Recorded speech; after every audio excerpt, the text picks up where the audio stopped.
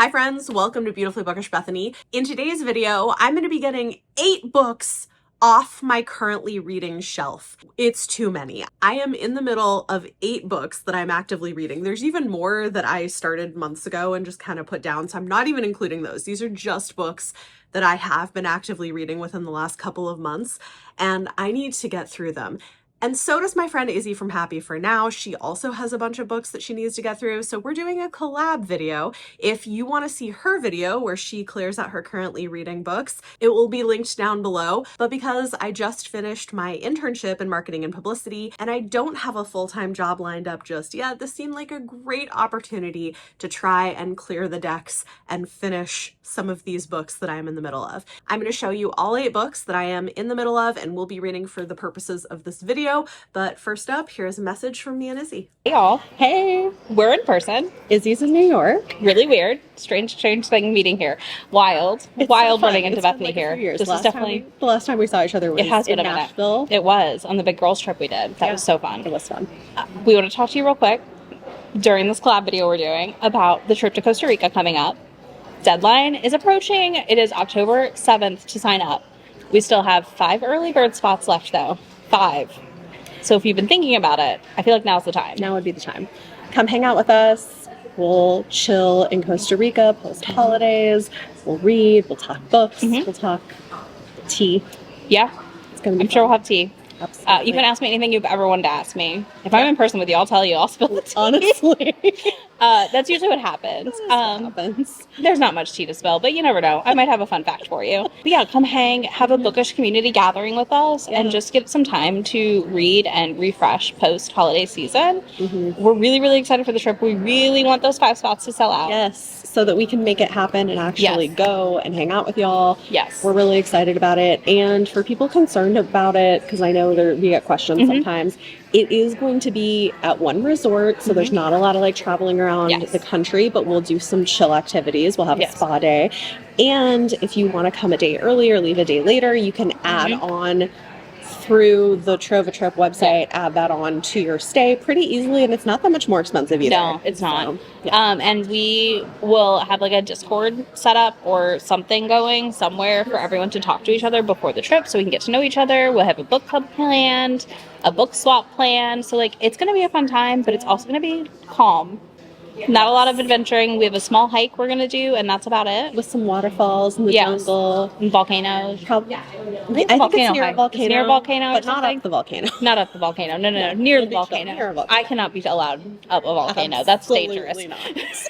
I've fallen parking lots on flat ground. It's fine.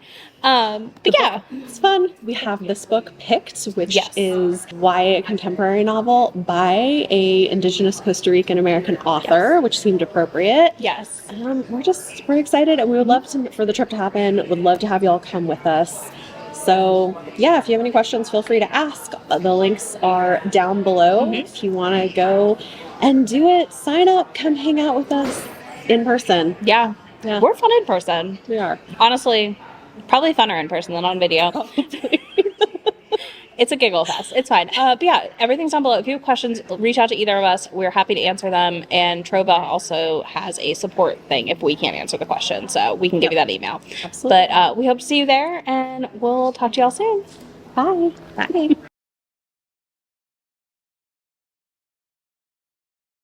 And it was so neat that she was in New York. So let's dive into all the books that I'm currently in the middle of. I have 2 audiobooks, 1 ebook, and 5 physical books to finish. I know, it's a lot. So in no particular order, we have The Library at Hellbore by Cassandra Kah. I'm like 50 something pages into this book right now, I think. Yeah, like 54 pages. I got a signed copy at a reading party event that the author was at. So I started the book while I was there. I like it. And then I put it down because I was in the middle of other things. So I want to actually keep going. It's not too long. It's under 300 pages, so I only have a little over 200 pages left to go in this. It's dark academia horror, and so far it's very trippy. I'm excited to read it. It's got students with mutant abilities and teachers who maybe want to eat them.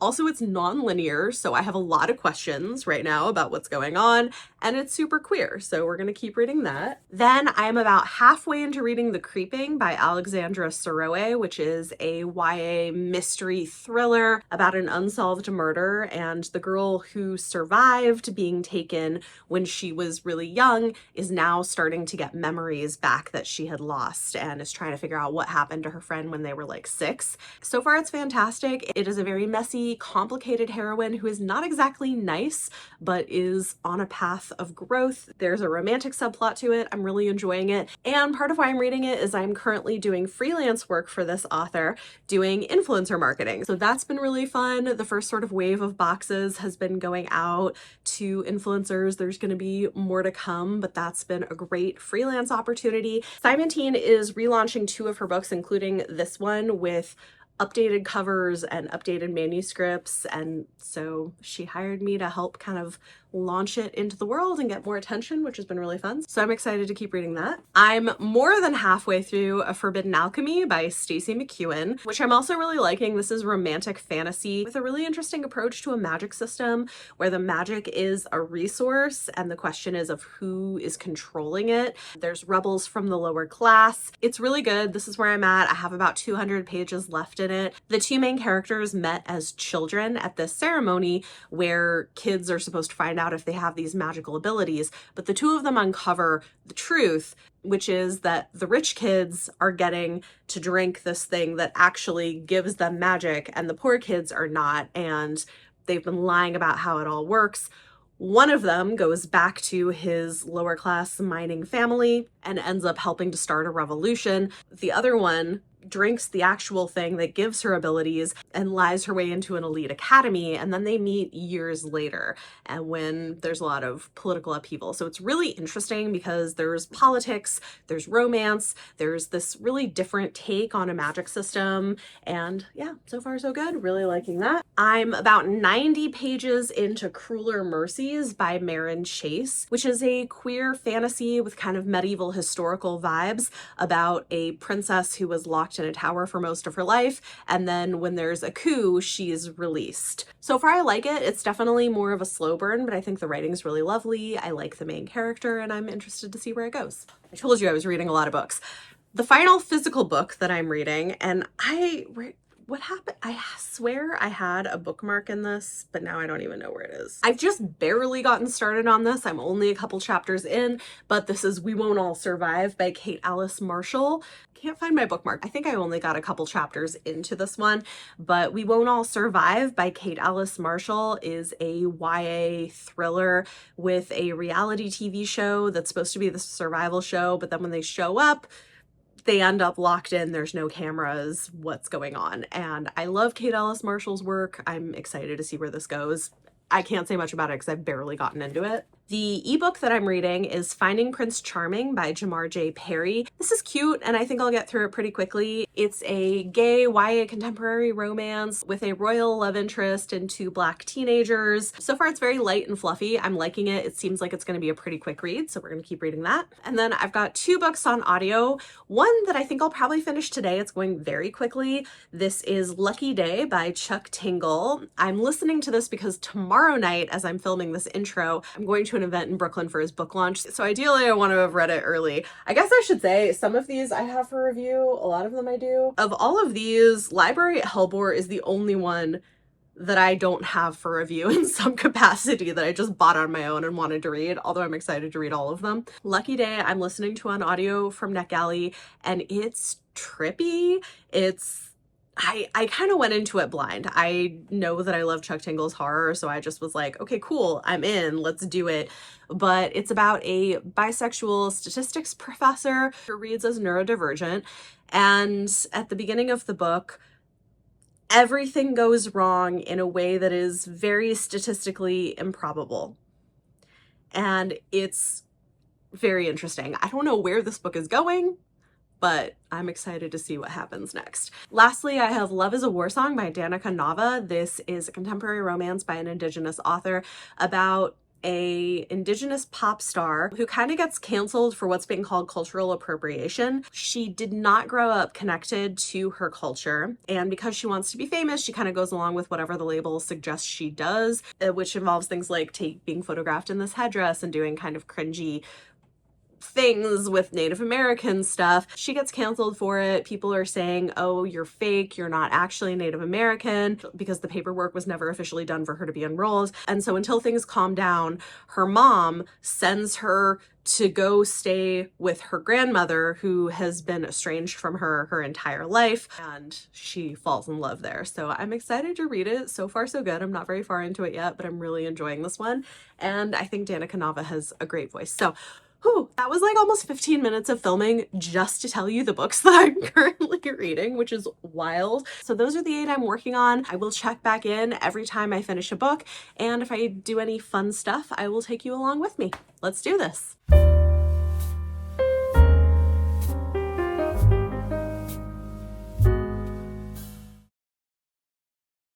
The next day, I spent some time in a cafe reading. I had this blueberry thyme scone, which was really interesting. The coffee was good. And then that evening, I went to the Lucky Day event. Chuck Tingle events are always the most fun, most entertaining, wild productions, and there was a special guest.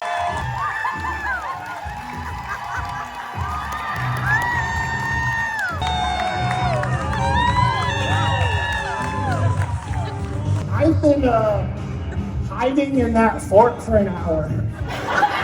In the shadows there, a Bigfoot, unicorn, dinosaur, living object. So my book, Lucky Day, has to do with that. Everything tonight is going to be themed around the book and around Las Vegas. So I thought what we would do is we would do something very special, and we'd place a huge bet, because everybody knows gambling in Las Vegas, that's the thing to do there.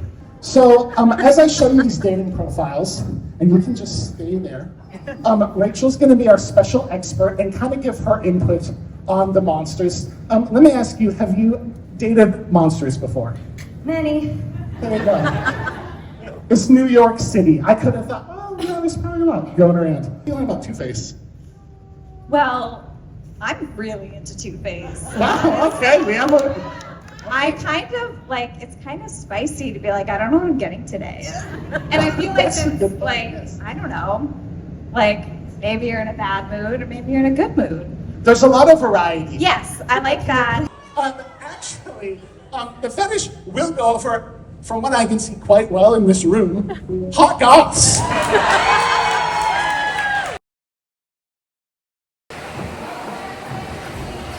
All right.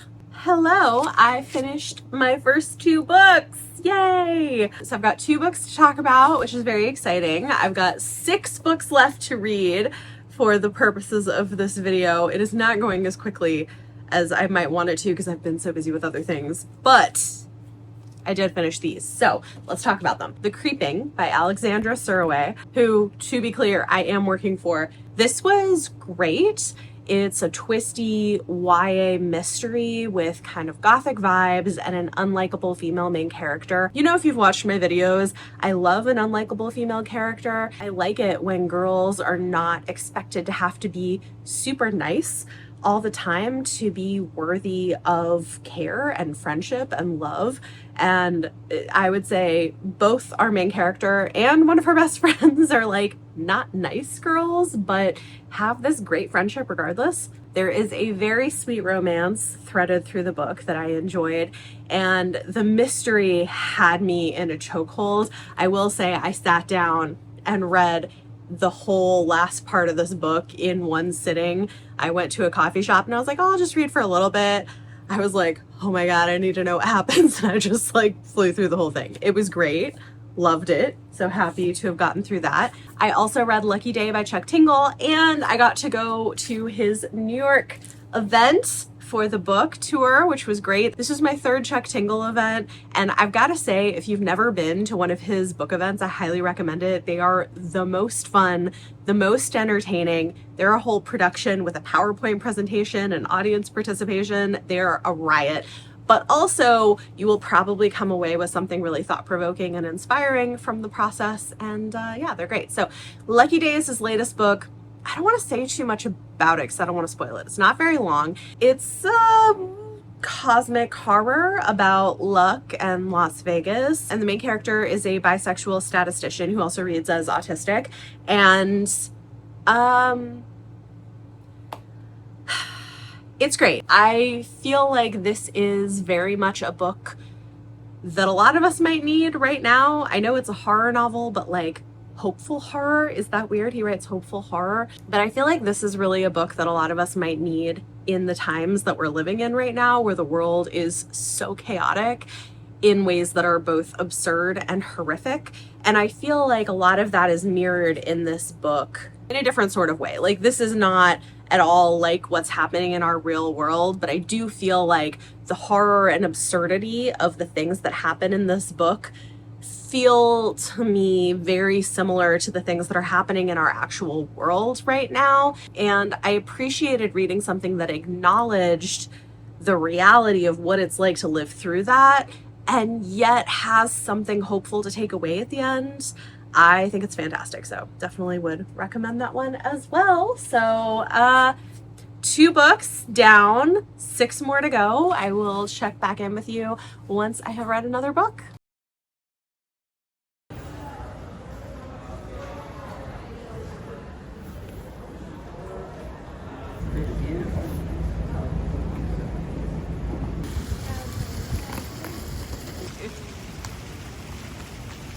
Hey y'all, I am back and I have finished 3 more books over the weekend. I had a lot going on, so I didn't really have time to sit down and film a clip. I was doing stuff with my kids. We went to a party on Sunday. I went to an event that evening. There's been a lot of things happening. But I've made a lot of great progress and only have 3 books left to read. So let's talk about the ones that I finished. First up, I finished reading Love is a War Song by Danica Nava, which I loved. This was so good. I had read her debut novel and I liked it, but I have a hard time with characters who are lying a lot, and so it wasn't like entirely my cup of tea because of that, even though there were other things about her writing that I really liked. So I was hoping that I would love this one, and I did love this one. I thought it was great.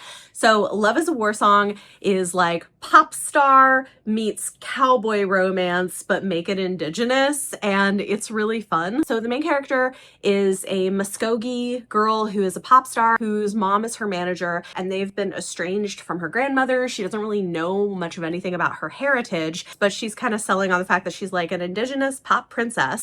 And she does a cover for Rolling Stone magazine wearing a war bonnet and gets canceled, and people start calling her a pretendian. And so to ride it out, her mom sends her to the estranged grandmother's ranch, where she starts to get to know her family that she's never met, learns more about her heritage and what it means to be Muskogee, and of course falls in love with a grumpy ranch hand cowboy. And it's great. I really loved it. It's going to be good if you like a sort of fish out of water situation where she, you know, obviously doesn't have any experience working on a ranch or being around horses. It's funny. It's more of a slow burn romance. It's like a grump to sort of pop princess situation, but both of them I feel learn and grow throughout the course of the story, and I was really rooting for them by the end. It was so much fun. I found this to be delightful. I definitely would recommend it if you are interested. So that was a win for me.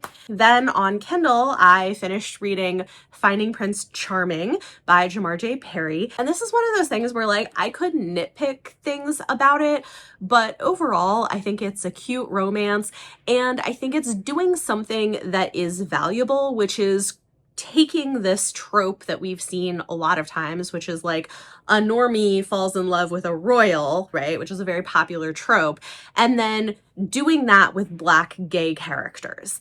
And I kind of love that. I love that this is something being written for teenagers who maybe couldn't see themselves in the versions of that trope that we've gotten before, but might see themselves in this one. So is it a little bit predictable? Sure. Does the romance like escalate very quickly at a certain point? Sure. But I think it's a fun, fairly lighthearted story that manages to keep a lot of that lightheartedness, even though it's dealing with homophobia. It starts out as a fake dating situation, and our main character is unaware that the guy he's fake dating is a prince, and that's eventually revealed. Turns out the prince is gay and wants to be out of the closet, but his father, who is kind of homophobic and very traditional, is pressuring him to just keep it quiet, marry a woman, do his duty, and be the future king. And so he's hoping that having a gay relationship will get back to his dad, and his dad will sort of change his mind on things. But of course, he didn't tell the guy he was fake dating that he was a prince, so that creates some conflict. So there is homophobia in the book, but I would say the main antagonist is the father, and most of the other people are fairly supportive. And I think because of that, it's able to keep a bit of a lighter touch, even though it is dealing with a heavier, more serious issue. So yeah, I think a lot of fun. If you are looking for a tropey upper YA romance with this kind of normal person meets royal situation, I think it's definitely worth a read. Is it the most perfect version of the trope I've ever read? No, but also I don't know that it needs to be. I think it's fun, it does its job, and it's providing much needed representation to people who deserve to be able to see themselves in like a fun, tropey romance like this. So glad that I read it. If that sounds like something you'd be into, would recommend. Lastly, I finally finished reading A Forbidden Alchemy by Stacey McEwen. It worked out really nice because we went to a party yesterday on the train, so it was like an hour there, an hour back. I got some reading done there. And then I went to a Reading Rhythms party, which was really fun, where you get an hour of reading done in that. And I finished this book during the party, which worked out perfectly. I really loved this. This is my first time reading from Stacey McEwen. I've been following her on TikTok forever, but this was the first of her books that I picked up. It was sent to me from Saga Press, so thank you to them. And I did get the chance to meet her at an event, which was really fun. She was lovely in person as well. But I've been recommending this to people quite a lot. I think if you are someone who has mixed feelings about romantasy and wants romance, but also wants a fully fleshed out fantasy where the world building and the plot have substance to them beyond just being sort of scene dressing for the romance. And if you want something that's really thoughtfully done in terms of world building, this is a great book to pick up. It's got a really interesting magic system where magic is quite literally a resource that is mined out of the ground. And if people consume it, they can do magic. But for years, the ruling class of artisans have been lying to everyone and saying, oh, you do this test and it'll show you if you can do magic or not, all the while keeping the magic for themselves and not letting any of the economically disprivileged underclass have it. But everybody is supposedly tested at 12 years old, and during their test, our two main characters discover the truth, that it was all a lie. And one of them uses that to manipulate her way into an elite school. The other one goes back home and is involved in starting a political rebellion. And they meet again years later when there is a internal war happening. And there's a romance that develops, but also there's a lot of twistiness. There's a lot of political stakes happening. And I loved it. I think it's really cool. It's really inventive. The other thing that I really liked about this is it's a secondary world where while there is oppression and inequality, there isn't racism and homophobia. It's not oppression and inequality are coming from other things. It's not reproducing some of those problems. And I appreciate this because Stacey, the author, talked when I saw her about how as a cis, straight, white woman, she feels like she can talk about class inequality because that's something she has experienced herself, but she is not equipped to be talking about things like racism or homophobia. And so therefore, because she's writing a secondary world, it doesn't need to be there. And so she just doesn't have it, which I think is great. So really loved this. I would say this is one of my favorite things that I've read this year. I would definitely recommend it, and I'm really happy I finished it. So with that said, I only have 3 books left to read, which is pretty exciting. And I'm actually going to another one of, I don't know why they're like back to back. It's just kind of how it worked out, but I'm going to another one of those Reading Rhythms reading parties tonight. This one is romance themed.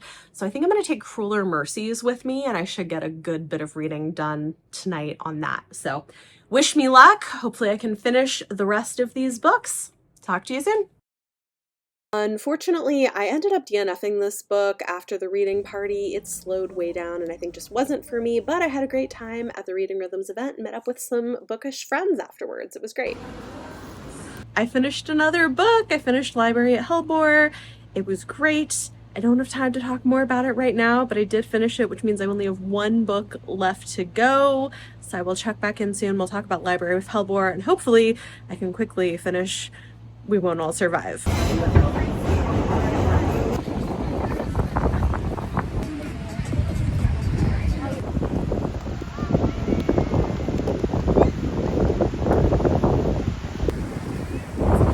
I finished the last book, so let's go ahead and wrap this video up. To start, I know I didn't really do a clip talking about DNFing Crueler Mercies. I really loved the first third, I would say. Things did slow down a bit. There were a couple of plot things I had questions about, and I made it a little more than halfway and then realized, like, you know, I think this just is not for me. That said, I do think it has stronger historical fantasy vibes.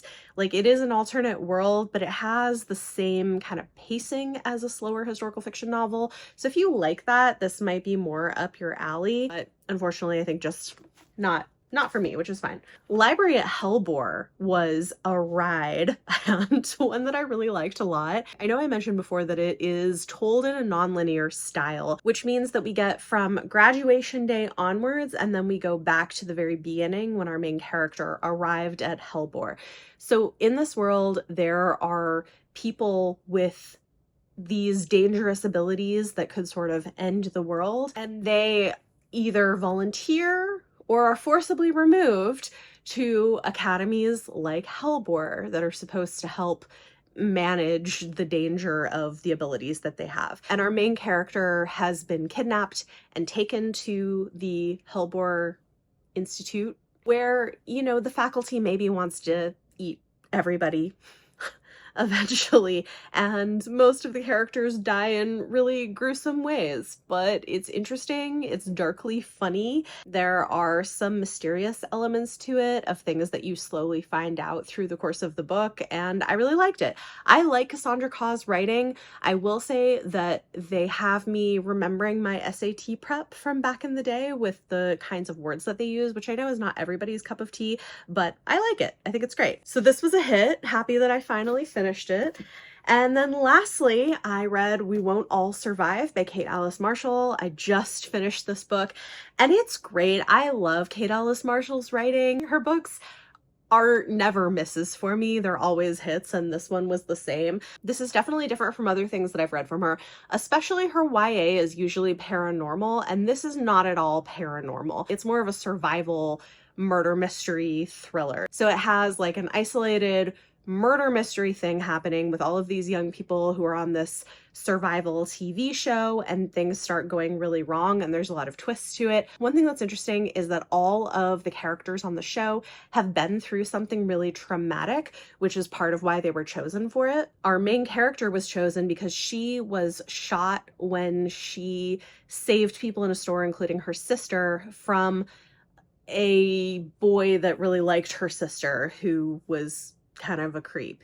And one thing that I think is interesting, this book gets into a lot of different things, but one thing that it addresses with her backstory and everything is that sometimes there are people who are creepy stalkers who act nice, so they have sort of like plausible deniability, and sometimes women aren't believed when they're pushed into these uncomfortable situations and are maybe blamed for saying no to someone, and how dangerous it can be to say no to somebody that you don't have feelings for, even if it's done in a nice way. And that this guy just was so persistent and eventually turned dangerous, and that is something that does happen. So I think that it's addressing some really important things. It's got a diverse cast of characters. It's very twisty with a satisfying ending, and I liked it a whole lot. So I have now moved all 8 of those books off of my currently reading, which is great. It makes space for many more new things to come. I hope you enjoyed the reading vlog, and definitely go check out Izzy's video as well. There's a link down below where you can find her video.